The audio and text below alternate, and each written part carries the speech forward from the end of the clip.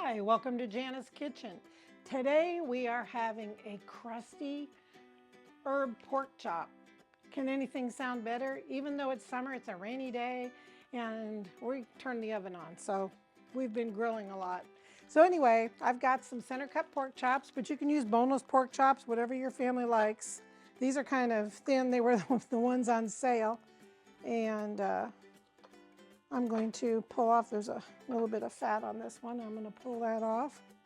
And then you want to dab your pork chops to get all the moisture off. And that way, when we do the eggs, it will stick to them. That's really important. These are really thin. These are much like half as thick as I normally do, but they were on sale. So they were in my freezer, and I'm trying to use up what's in my freezer and rotate better. Trying to rotate better. I tend to go with what sounds good today and stop at the store again. I don't know if anybody else is like that, instead of remembering to thaw something out ahead of time. So there we go. Pork chops are now patted off. So those are ready. Now in this bowl, I'm going to put some eggs. And I want to put enough eggs in there. I'll see, those are pretty big eggs. See if I have enough to make my pork chops wet. I'll start with 2. Just like this. I'm going to add that other one because I think I'm going to need just to get the sides of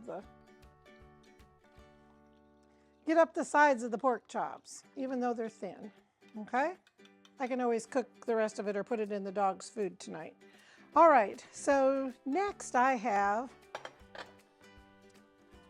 some Parmigiano Reggiano. And so you can use, you can buy at the store the Parmesan cheese, the fresh Parmesan cheese. You can get it pre-grated if you want to. But I already had that, and so I'm going to use it. And what did I do with my piece of cheese? I had a piece of cheese here. It's MIA, missing in action. Where did I know it's here. There it is, right in front of me. Boy, I'll tell you what, keeping it real. I knew I had it. And so this is a nifty little cheese grater, and I absolutely love it. It's in my Amazon storefront if you want to find it, but I use it all the time. It grates chocolate too. And so, anyway, you just put your cheese inside like that, close it up, and do that. Especially on the fine grate, saves your knuckles. And so I have 2 cups of Parmesan cheese. Okay? And now in this, I've got some Italian breadcrumbs, or you can use Panko if you like extra crispy, okay? So I'm going to actually do a combination of both. I'm going to do, because I like the flavor of the breadcrumbs, so I'm going to, since we had 2 cups of Parmesan, and so then I'm going to do 2 cups of breadcrumbs. And you can use any brand or whatever you like to use.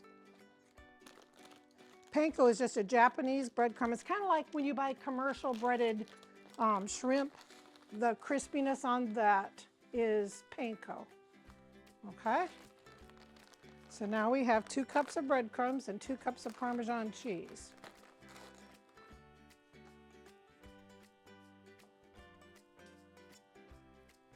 So now I'm going to mix this together.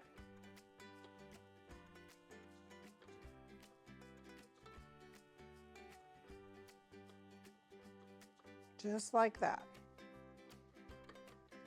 And now we're going to go into our egg mixture and make sure you get all sides of your pork chop. You're going to go in here and you're going to press this on. You want to have kind of a thicker crust on here so that that's what the breading is on your pork chop. You don't want it thin.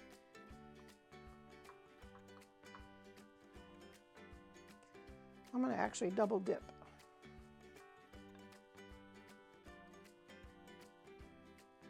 Come back in and put that crispy on there.